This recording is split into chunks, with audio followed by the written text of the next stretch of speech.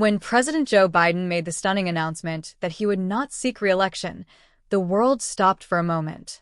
Inside the White House, Kamala Harris sat in silence, realizing the weight of history had just shifted onto her shoulders. In that instant, she was no longer just the vice president.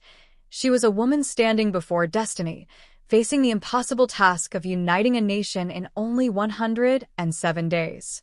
This is not just the story of a campaign. It is the story of resilience, conviction, and leadership under fire.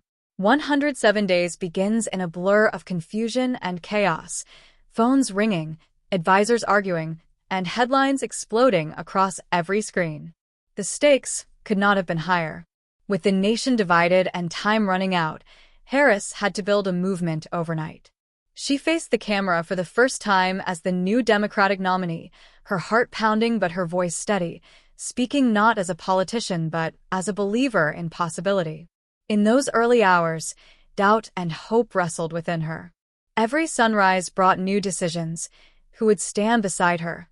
What message could unite millions? And how she could balance strength with empathy in a time of turbulence. She traveled across the country, from bustling cities to quiet towns, shaking hands with factory workers, nurses, and teachers, listening to the heartbeat of America. The campaign trail was relentless.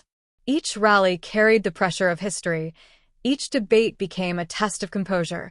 Each sleepless night a reminder of what was at stake.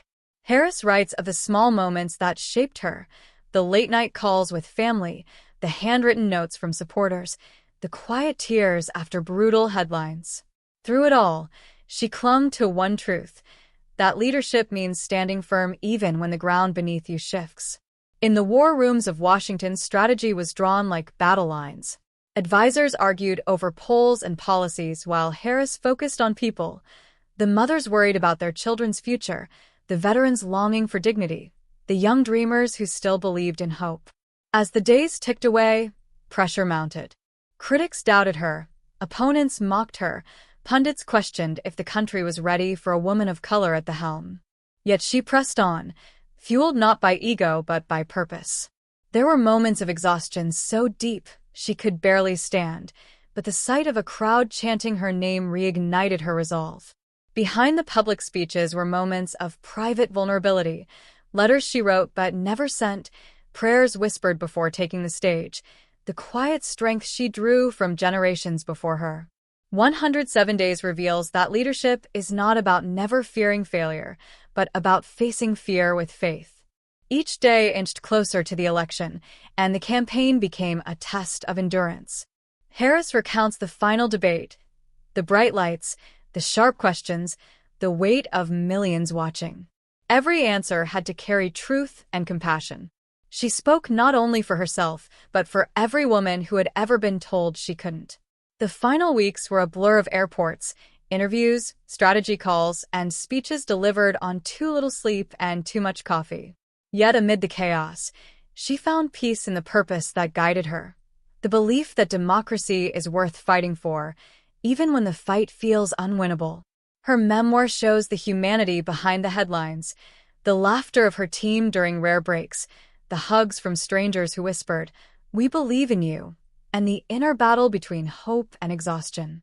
As Election Day neared, she thought not of victory or loss, but of service. She remembered the words her mother once told her, that you may not control the timing, but you can control the effort. When the results finally came, the tension of 107 days gave way to silence, the kind of silence that comes after giving everything you have. Kamala Harris reflects on that moment not as triumph, but as gratitude for the people who walked beside her, the lessons learned through struggle, and the faith that carried her through doubt. 107 Days is more than a political story. It is a human story about courage, time, and the relentless pursuit of a dream.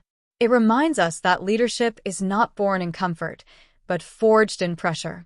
Harris's journey stands as proof that even when the world doubts you, perseverance can rewrite destiny. Through these pages, she shows that change doesn't come from waiting, it comes from daring.